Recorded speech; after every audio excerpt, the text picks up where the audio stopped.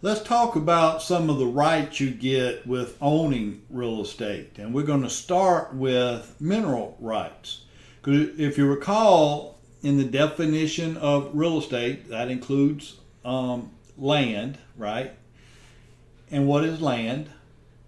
Everything attached to it, but it also includes subsurface, all the way down to the center of the earth.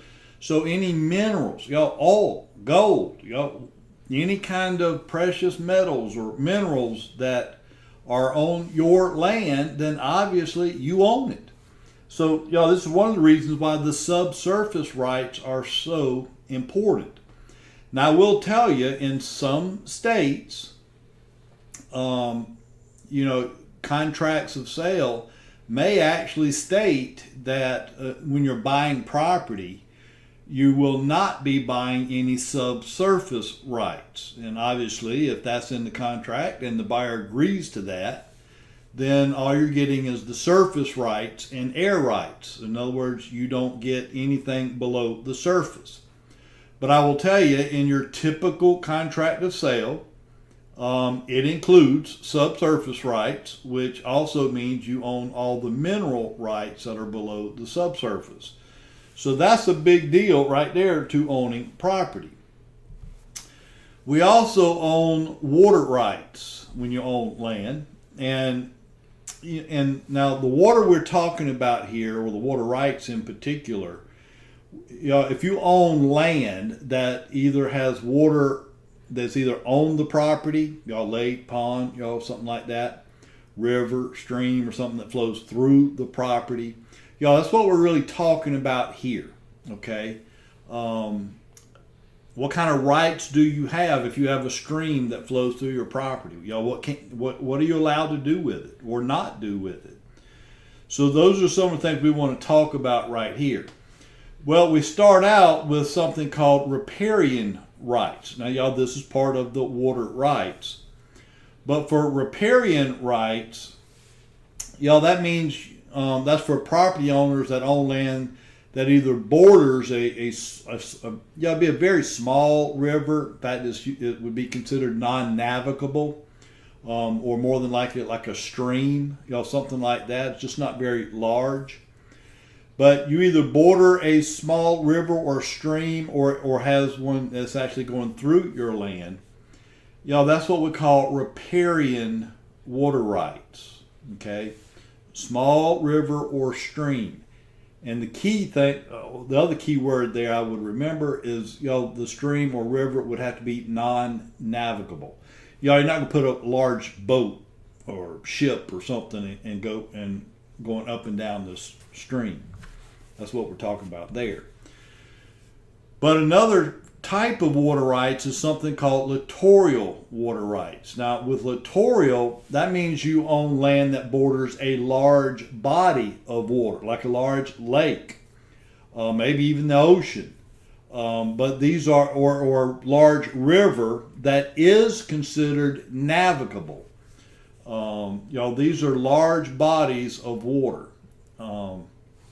And now you'll notice it says here, with littoral water rights, your property line would actually go to the mean high water mark. Okay, so first of all, what does mean mean? Average. So your property line goes to the average high water mark. So what I want you to pay attention to here, if you own littoral water rights, does your property line go into the water? Do you actually own any of the water? No. Your property line actually goes up to the water, to the high water mark, wherever that would be. Now, I forgot to mention this with the riparian rights on the previous slides. Let me back up a little bit. If you own riparian rights, which is like a small river or more than likely like a stream, there you notice your property line actually goes to the center of the stream. So you actually do own water and land underneath the water. You actually own that if it's riparian water rights. But here with littoral water rights, you only own right up to the high water mark. You do not own into the water. Y'all, that's important to keep in mind. All right. Well, let's go ahead and talk about this real quick while we're on that subject.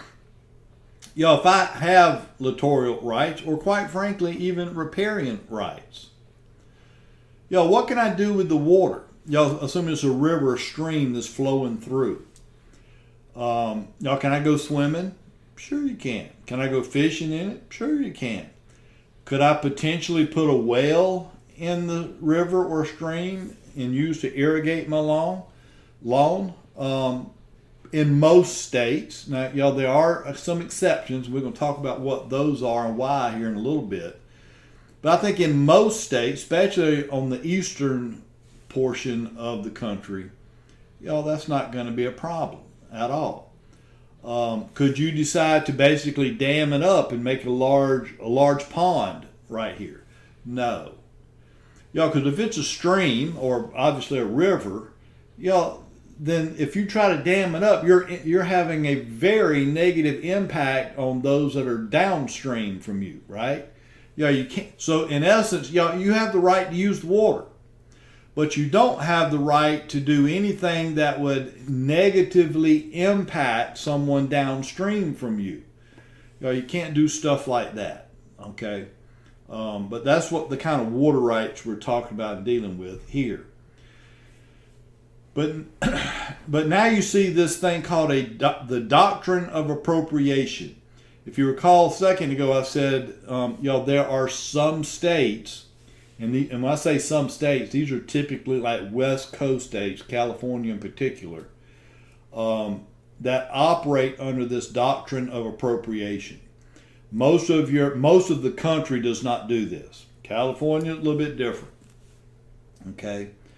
But y'all, under this doctrine of appropriation, basically it means the state owns and has complete total control of all water, whether it runs through your land or on your land or not. The only way you could use any of that water or do anything with it, you would have to have a permit from the state. You'd have to get a permit from the state to be able to use the water in any particular way. Obviously, when you submit your application for the permit, you got to explain what it is you're wanting to do, and then the state will determine whether or not you can do that. Water is apparently a very valuable. Well, it's a valuable commodity anywhere, but more so in California because apparently, they're limited on their especially clean water. So, they have some pretty strong policies and laws on what you can do and how you can use water in some western states. But the states that do have those type controls, that's what they call the doctrine of appropriation. Okay. Now, some other terms that you will hear associated with water rights, and the first term you see there is called accretion. Accretion is when you are either gaining or losing land due to the action of water. So obviously you can gain land just by the action of water, or in some cases you could lose land due to the action of water. But that's what we call accretion. Now there's some different forms of accretion. Again, and these are probably for most of us some new words, new vocabulary. Not hard, just learning some new words. That's all we're doing here. But the first form or type of accretion here is something called alluvion. Alluvion is when you're gaining land. You're increasing land size due to the action of water. Okay? If I can describe it this way. As the water, if the water's going down the river, a river doesn't go straight. It bends and goes back and forth. Well, as that water's coming down the river and hits up against the shore bank, it's going to start pulling some of the soil, silt, and stuff away from the shore, right? It's going to do that. Well, anytime it pulls that soil away from one area of the river or the shore, obviously it's got to deposit it somewhere. Well, say it got deposited onto property that you own, on the shore or bank of property you own. Well, then you just gain some land, right? But now keep in mind, y'all, this is obviously, and anytime we're dealing with accretion, y'all, we're dealing with a very gradual, in fact, it's an imperceptible increase in land due to the action of water. So it's certainly not like you're going to walk outside in your backyard, go to the river shore bank there each morning and say, look, sweetie, at all this land we gained last night. Y'all, it's going to be totally imperceptible. You're not even going to hardly be able to tell it. But that still doesn't mean you're not actually gaining some land because of soil stuff that's being deposited there on your bank. But anyway, y'all, that's called alluvium. Another way to gain land, again, imperceptible typically, but another way to gain land due to the action of water is through something called reliction. Y'all, reliction is when you're gaining land due to the recession of the water. Y'all, if the river's drying up, y'all, the water is receding. Y'all, aren't you gaining land that way? Because y'all, if you had riparian water rights, y'all, obviously you own with riparian, your property line goes to the center. As the water recedes, y'all, you're gaining land actually that way. But even with littoral water rights, if the water starts to recede, and y'all, the definition of littoral is your property line goes to the mean high water mark. Y'all, if that high water mark changes, moves, back towards the center of the river, y'all, you're gaining land that way. So again, that's called reliction. Now we'll tell you, the main two terms I want you to be familiar with, certainly for test purposes. There's two types of accretion: reliction and alluvium. Y'all, those are the two that I want you to really make sure you remember and know what the difference is between them.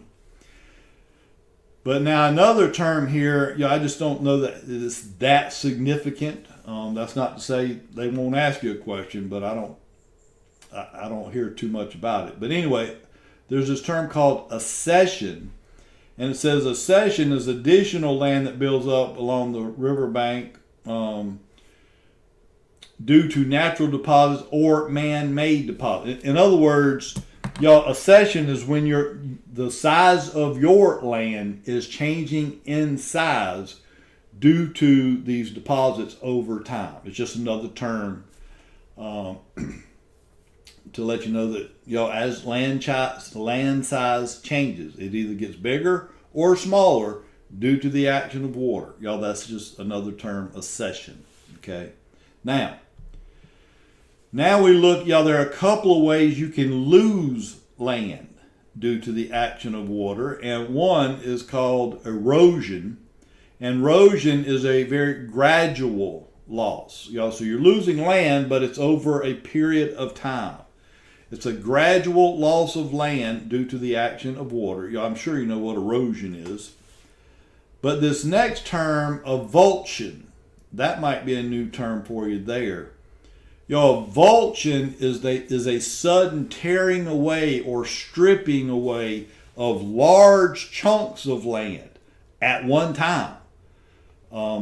Much different than erosion. Erosion is just losing a little bit over a long period of time, so gradual loss. Avulsion is a sudden loss of large chunks of land, again due to the action of water. For example, if you live near the coast, maybe, or on the beach, a tidal wave might come in and crash onto the beach and land and just kind of tear out large chunks of beach or land at one time. Or a tsunami might come in. But another one that's probably more common is a mudslide. If you got a lot of rain on the top of a mountain, and that water starts coming down the mountain and it creates a mudslide. I don't know if you've ever seen that or seen video of a mudslide, but boy, once all that mud starts coming down that mountain or down that hill, it's taking out everything in its way. Anything there is coming out. But y'all, that might be another example of avulsion. Now, one thing I would just caution you of here, y'all, for whatever reason, I find a lot of people, for some reason, if you're reading a test question, the term avulsion and alluvion look very similar, apparently. Y'all, they mean two completely different things. One of the things that kind of helped me remember some of this stuff, y'all, alluvion just sounds nice. So I must be gaining. I'm gaining land. Alluvion just sounds nice. Avulsion, that don't sound like a good thing to me at all. So obviously I'm losing land. Alluvion, I'm gaining land. Avulsion, I'm losing land. But both of them are due to the action or some action of the water. Okay? All right. And then the last of the property rights you get is something called air rights.